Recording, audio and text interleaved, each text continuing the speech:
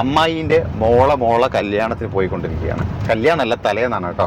നാളെയാണ് കല്യാണം. നാളെ എന്തായാലും പോകാൻ പറ്റും തോന്നില്ല. ഒന്ന് 2-3 പരിപാടികളുണ്ട്. അപ്പോൾ ഞാൻ മാത്രമല്ല, കൂടെ നമ്മുടെ കമലമ്മയുണ്ട്, അതുപോലെ തന്നെ ദിശയും ഉണ്ട്, ബിലാലും വില്ലയും തേജയും എല്ലാവരും ഉണ്ട്.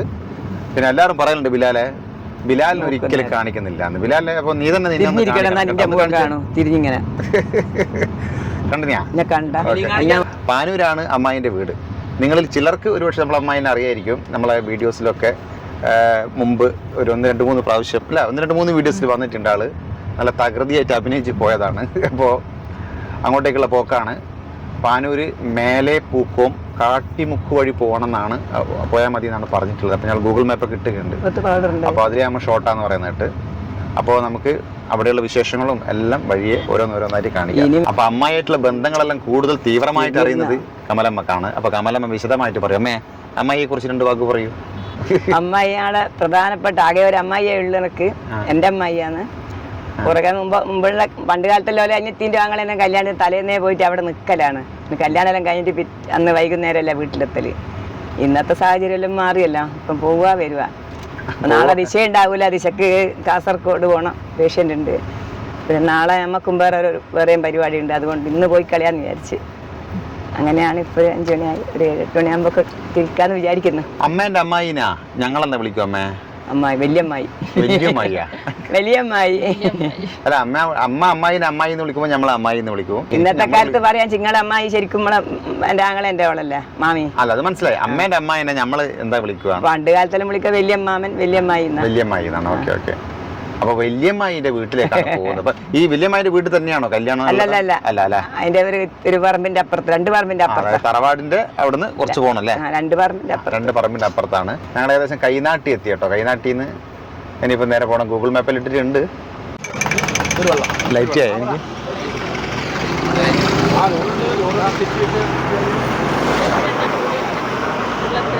ലൈറ്റ് ആയി.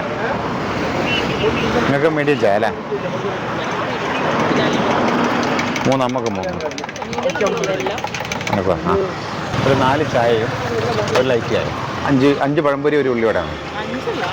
6 ഞാൻ നടക്കുക. 6 പഴംപൊരി ഒരു ചായ 5 ലൈറ്റ്. നല്ല അടിപൊളി പഴംപൊരിയും നല്ല ഉള്ളിവടയും മുറുകിയ കമലപ്പട്ടം തുറന്ന് ഉള്ളിവട പപ്പത്.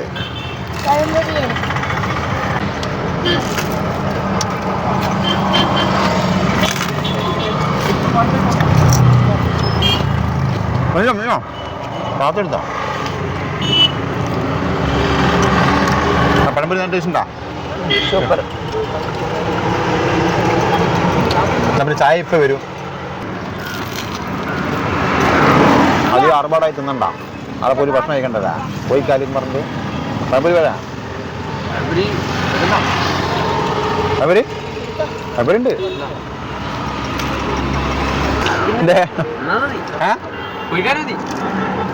അത് വേണ്ട.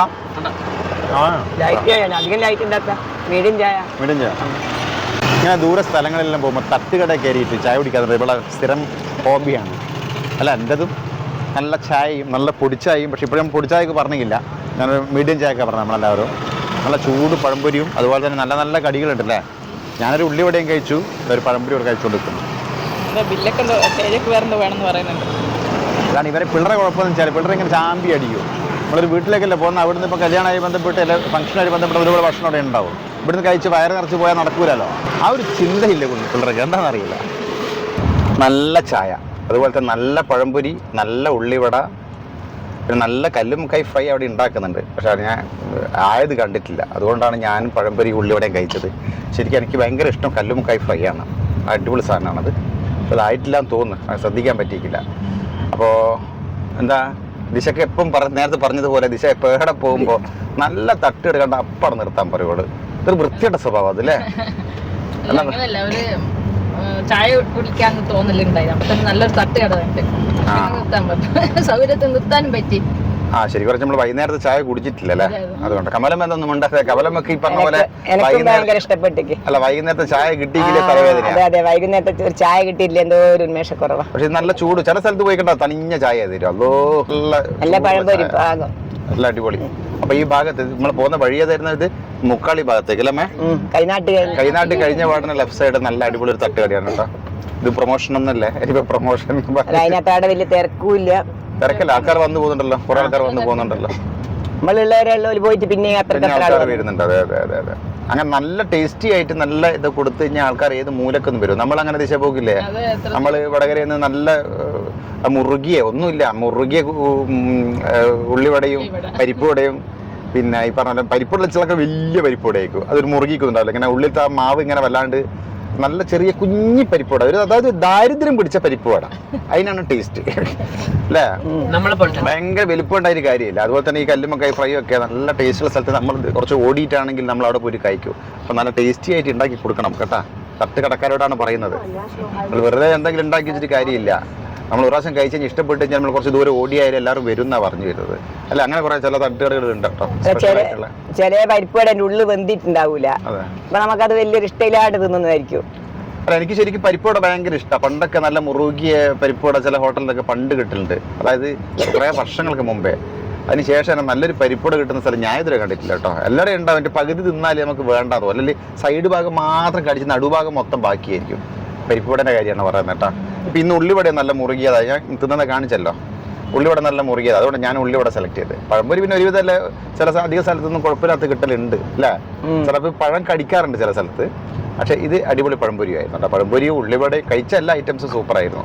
ഞങ്ങൾ പിന്നെ അധികം വയറ് നിറച്ചുകൂടായിട്ടാണ്, ഇല്ലെങ്കിൽ എല്ലാ ഐറ്റംസും ഓരോന്ന് ട്രൈ ചെയ്തേനെ. അല്ല ദിശയിൻ്റെ ആൾക്കാർ എനിക്ക് പണ്ട് പരിപ്പുവട ഭയങ്കര ഇഷ്ടമായിരുന്നു. പിന്നെ ഹോസ്റ്റലിൽ ഇടക്ക് വൈകുന്നേരം പരിപ്പുവട കിട്ടും. അത് കഴിച്ച് പിന്നെ പരിപ്പുവട തന്നെ വെറുതെ പോയി. ഇപ്പോഴാണ് പിന്നെയും ചെറുതായിട്ടൊരു ഇഷ്ടം വന്നു തുടങ്ങിയത്. എന്തോ ആ ഹോസ്റ്റലിലെ പരിപ്പുവട കുറച്ചു കാലം കഴിച്ചു, ഒരു 5.5 വർഷം കഴിച്ച് ശീലമായി പോയിട്ട് പിന്നെ അവിടെ വേറെ ഒന്നും കിട്ടില്ല. അപ്പൊ എടുക്കാതിരിക്കാനും പറ്റൂല. ഗതികേട് കാരണം പിന്നെ പരിപ്പുവട കാണുമ്പോ തന്നെ ഓടി എടുക്കേണ്ട സാഹചര്യം. അതേപോലെ ബീൻസ് വറവ്, ബീൻസ് പ്ലാസ്റ്റിക് പോലെ ഉണ്ടാവും. പിന്നെ അതിന് ശേഷം എനിക്ക് ബീൻസും തീരെ ഇഷ്ടമില്ലായിരുന്നു. ഇപ്പൊ പിന്നെ ഇഷ്ടപ്പെട്ട് വരുന്നു. നമ്മള് പിന്നെ ഹോസ്റ്റലിൽ ഒന്നും പോകാൻ നിന്നില്ല. നമ്മളെ അനുഭവം എന്ന് പറഞ്ഞാല് എന്താ, ഓർക്കാട്ട് നമ്മളെ വീടിന്റെ തൊട്ട് ബേക്കിൽ തന്നെ ഒരു 4 ചക്രമുള്ള ഒരു വണ്ടി ഉണ്ട്. അതിലിങ്ങനെ നെയ്യപ്പം, അന്നത്തെ കാലത്ത് നെയ്യപ്പം, പരിപ്പുവട, ഉള്ളിവട, പഴംപൊരി, ഈ 4 കൂട്ടിലാണ് പ്രധാനം. അപ്പൊ നമ്മളെ വീട്ടിൽ ആരെങ്കിലും വിരുന്ന് വന്നിനെങ്കിൽ അപ്പൊ തന്നെ ഓടും ഇത് മേടിക്കുക. മാപ്പ് നോക്കണേ. അന്നത്തെ കാലത്തല്ല അധികവും മിക്സ്ചറും ഇങ്ങനെയൊക്കെയുള്ള കൂട്ടലുകൾ അധികം വീട്ടിൽ നിന്ന് കൊടുക്കുക. നമ്മളൊക്കെ ആദ്യം ബേക്കറി ഐറ്റംസ് ആണ് കേട്ടോ. ബിരിയാണി മിക്സ്ചർ അല്ലെങ്കിൽ ഈ മിക്സ്ചർ, പിന്നെ ഇടയ്ക്ക് നമ്മൾ മസാല ദോശ മേടിച്ചിട്ട് ഷെയർ ചെയ്യാറുണ്ട്. ഒരു മസാല ദോശ അല്ല, അത് പറയാൻ കാരണം എന്താ വെച്ചാൽ അന്ന് വിരുന്ന് വന്ന ആൾക്കാരല്ല ഇപ്പം പറയൂ. എന്റെ വീട്ടിൽ അന്നേ ഇങ്ങനത്തെ കൂട്ടലൊക്കെ തരുവാന്ന്. മിക്സ്ചറും ഞങ്ങളെ വീട്ടിലെല്ലാം വന്നാൽ മിക്സ്ചറല്ല ഉണ്ടാവുക. നിങ്ങളെ വീട്ടിൽ വന്നാൽ എപ്പോഴും നെയ്യപ്പവും പരിപ്പുവടയും ഉള്ളിവടയൊക്കെ. ഞങ്ങള് വലിയമ്മേന്റെ, എൻ്റെ ഒരു അമ്മേന്റെ ഇളയമ്മയുണ്ട്. മുപ്പർക്ക് എൻ്റെ പ്രസവത്തിനൊക്കെ ഇളയമ്മയാ വരുന്നത്. എൻ്റെ അമ്മക്ക് അത്ര സുഖം പോരാത്തോണ്ട് ഇളയമ്മയല്ല ഈറ്റെടുക്കാനൊക്കെ വരിക. അപ്പൊ ടാക്കീസ് പോയി സിനിമ കാണാനും നമ്മളെ ഈ ചായന്റെ കൂട്ടിലൊക്കെ ഇളയമ്മക്ക് ഭയങ്കര ഇഷ്ടമാണ്. അപ്പൊ കാലത്ത് ഇതൊക്കെ കുറച്ച് ബുദ്ധിമുട്ട്. ശരിക്കും നമ്മളെ വീടിന്റെ അടുത്ത് പണ്ട് മുതലേ ഉള്ള ഒരു സംഭവമാണ്.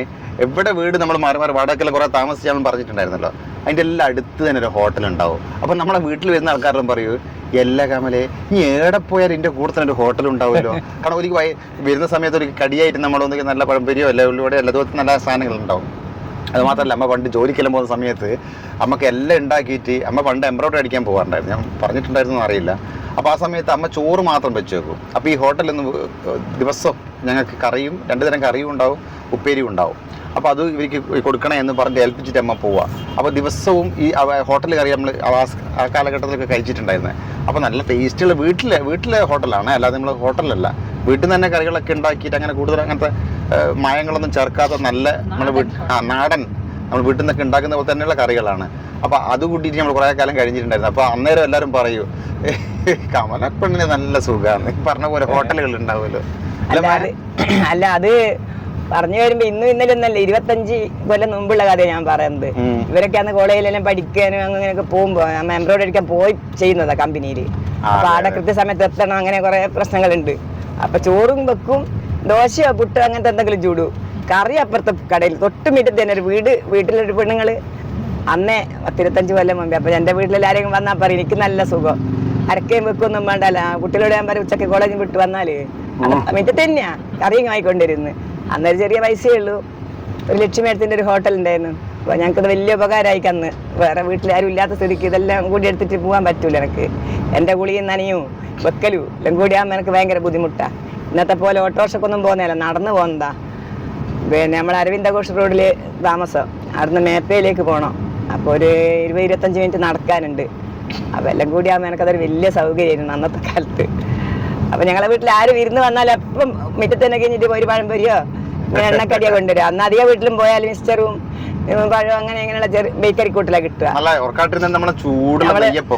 അതെ അതെ, നല്ല കായുണ്ടാ അന്നേ നല്ല പഴംപൊരി, നല്ല മുറുകിയ ഉള്ളിവട, നല്ല പരിപ്പുവട.